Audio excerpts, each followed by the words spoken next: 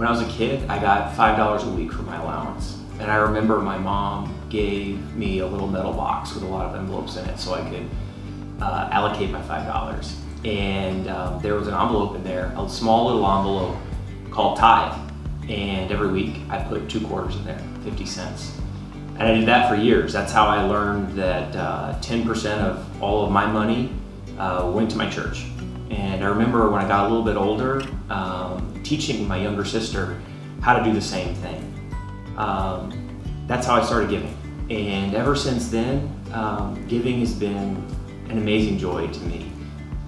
And I had kind of the opposite experience growing up. My parents taught me to tithe as well, but at some point in middle school, high school, I started having different ideas about what I could do with my tithe, and that was, I wanted to save it up, and that was more a result of not trusting the leadership in our church and how they would spend the money. And so for over a decade, I saved my tithe in its own little bank account, and I kept track of it when I would work and be in through school and things like that. And then when we started dating, we were talking about finances and money, and one of the things that Taylor encouraged me to do was let all that go. And the reasons for that is because I was holding on to it really tightly, and I wasn't letting the Lord tell my heart what I should be doing and how I should give.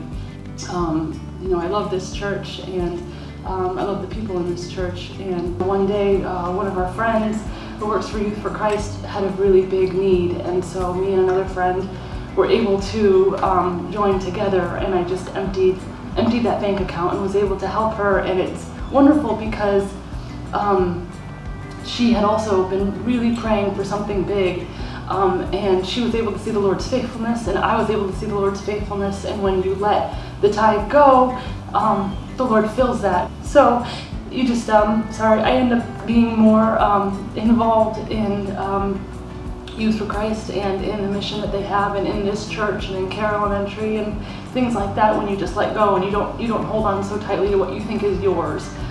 You know, what I found in my experience is that everything the Bible says about giving is true. The Bible says that we should give out of joy. Very few things bring me more joy than giving. The Bible says that when we give, the Lord pours blessings back into our life.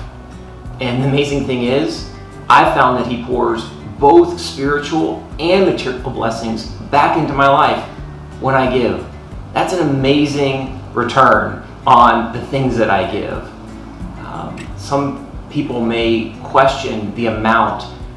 Some people have more to give than others. Some people make more. Some people spend more. They consume less. Let the Lord speak to your heart. The reason that He gave us the parable of the widow's mite is because He says that the Lord cares for those who give even out of the little that they have. If you have a lot, it applies to you too. But don't give a little. If you have a lot, give a lot. The Lord is there with you. He knows what you have. He wants your heart. This is a grace to you. This is His gift to you.